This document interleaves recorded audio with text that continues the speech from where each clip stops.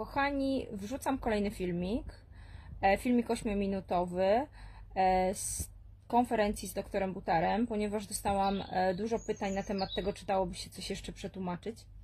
Pewnie, że da się przetłumaczyć. Przetłumaczyłam 8 minutek. Szybkie głosowanie na temat szkodliwości noszenia maseczek, a potem wypowiedź doktora Buttara na temat WHO, głosowanie lekarzy na temat WHO. Bardzo interesujące informacje na temat WHO, o których mówi doktor Buttar. A później bardzo ciekawa dla mnie rzecz, co lekarze myślą o Billu i co doktor Buttar myśli o Billu, bo mówimy o Billu, który jest Billem od komputerów, a nagle teraz zapragnął zostać Billem od medycyny. Wrzuciłam tą informację. Na zakończenie wrzuciłam też wypowiedź doktora Buttara na temat wirusów. Proszę, dzielcie się, przekazujcie dalej. Będę się starać jeszcze coś tłumaczyć i wrzucać najciekawsze fragmenty. No i oczywiście wrzucać inne filmiki innych mądrych i doskonałych lekarzy i ludzi, którzy się wypowiadają na tematy, które są kontrowersyjne i blokowane. Pozdrawiam serdecznie. So basically, and we've got probably 80-90% of the doctors here saying it's actually more harmful for you to wear a mask. Which that's what I'm seeing. Which is the opposite of what I've only seen 2 hands that have not gone up. Wow. Which is the opposite of what we're being told. And just 4 hands that haven't gone up. Yeah. And that's the opposite of what the WHO is telling people right now. And if I publish this on YouTube right now, this video would be banned and I would be censored because that's against public opinion, WHO mandate, and yet 90% of the doctors are saying that that's the case here. And Brian, we have undercover footage off the World Health Organization in their private forum talking about how the confidence level of not just the public in vaccines, but among the physician community worldwide is decreasing. And they're talking among themselves. This is stuff that Del Bigtree has footage of. I've seen it. We're going to actually show that at the Advanced Medicine Conference coming up this weekend, where the WHO is trying to decide on a strategy, a marketing campaign, I believe was a term that they used, to increase physician confidence in the vaccinations.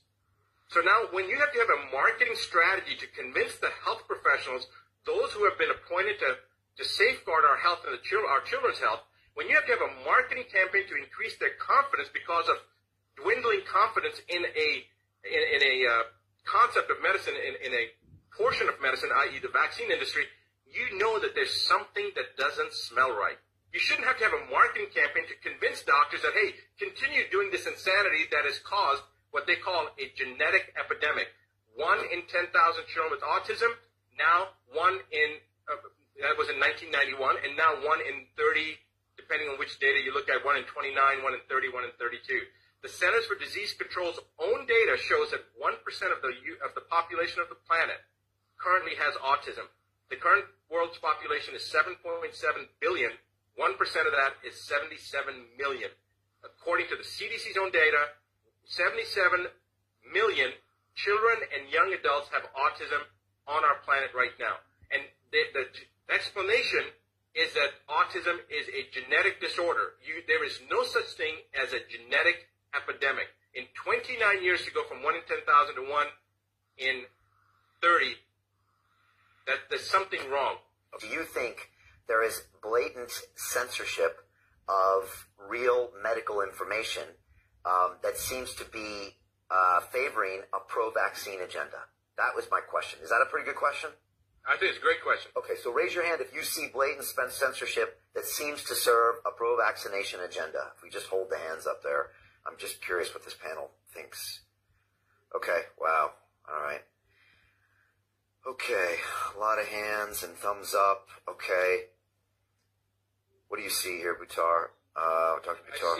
I see two people on the first page that don't have their hands up, but one of them is talking to somebody. So, okay. Dr. Tucker, can you vote? Okay, Dr. Tucker says only one hand that's not up. Okay. On the first page. So it's 1 in 10 or 20 that don't have their hands up, and everyone else does. So it's kind of 90-95% people believe there is a blatant censorship towards a pro-vaccination agenda. Okay. Okay. Vaccines. So I get your thoughts on it, and then a question for the panel. So let's just ask the question. How many people think that Bill Gates should not be dictating health policy because he has no medical training, scientific training whatsoever? Should not be dictating healthcare policy. Hands up if we do that. Someone put 2 hands up. Okay. Should not be dictating public policy. Okay. Trying 2 hands up. For the doctors, we have 164 doctors on here. I just, again, want to thank everybody for being here. I really appreciate that. Yeah, I appreciate everybody doing this with your cameras on and your names up there. I mean, it just means a lot. So I appreciate you just putting your thoughts out there. And Dr. John Minarkic is like waving his hands. He's that adamant that Bill Gates should not be dictating policy. What seems like Bill Gates' involvement presses a lot of buttons for the medical community. Why is that? Because it's like all these doctors here telling Bill Gates what to do with Microsoft Windows, right? So I've said this before, and I've heard many people say this. He couldn't keep viruses out of Windows. How's he going to keep viruses out of the human system? And this is another interesting thing, Brian. Maybe we should even ask this question. And I'm going to make this statement. I've made this before. I know that some people may not understand this, so I'm going to hopefully be able to make I know I have a friendly group of doctors here, so I'm going to make this case and see how many people agree with this. So you have the conventional virological model, and then you have what I call the more evolved virological model that would be explained by somebody like Steiner, who explained this. So viruses are seen as causing disease. However, viruses are a vital part of the human system, and without viruses, we would have never, ever survived. We have evolved because of viruses. We are actually a viral system. Now, the more advanced virological model is, remember, viruses aren't alive, they're not dead, they're RNA, DNA fragments. And my belief is, which goes along with what Steiner had taught, 100 years ago or so, and that some of the other doctors that you have also interviewed, Brian, they have a similar belief pattern. But this is what I believe. I believe that viruses live inside cells. When we are exposed, and again, my philosophy is a little bit different, but it's basically the same thing. When we are exposed to some type of a toxicological event, or when our environment significantly changes, in order for our body to adapt and to survive, we go through this change. And that change is a release of these viruses. And it's almost like mini messages that are sent out, like emails that are sent out to all our compadres, to all our other people in our environment, in our social circles, people that we know, people that are friends, people that are close to us. Obviously, it's not going to affect somebody on the other side of the planet, but it cascades. It's a evolutionary process to send out this message saying, this system, this body, just was exposed to X, Y, and Z, and it's releasing a message, letting everybody else know that, hey, this thing, whatever the changes, whatever the environmental changes, the virus ends up helping us to evolve because it's a signal, it's a message, it's an email to other people, to other systems to evolve and be able to adjust to that change. So it's a evolutionary adaptogenic process, the release of viruses. And so I believe that when things happen like this, they're happening to help us become more resistant to the environment that we're living in. Think of dinosaurs versus alligators and sharks. Dinosaurs couldn't adapt to the environment, but sharks and alligators could, and that's why they survived the change in climate or whatever the changes were, the planetary changes. And so that adaptogenic response, in a way it's the mutagenic response, right, allows us to evolve. And I believe the viruses play that crucial role. That's what my belief system is, and that's based on Steiner's work. So I'm just curious to see how many doctors agree that viruses are we're a viral system, and viruses are an adaptogenic process. Yes, it'll cause certain symptoms and changes, but that's the body going through a change. So how many people believe that viruses are an adaptogenic component?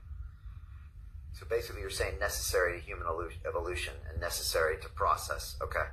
All right, hands up if you do. I'm just going to count the no's here. I see 1, 2, 3. Just keep everybody's hands up. Okay.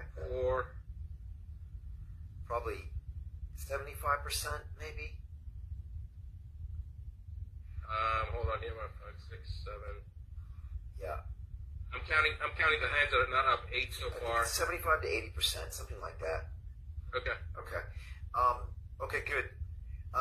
Look, I just want to say I appreciate everyone being here.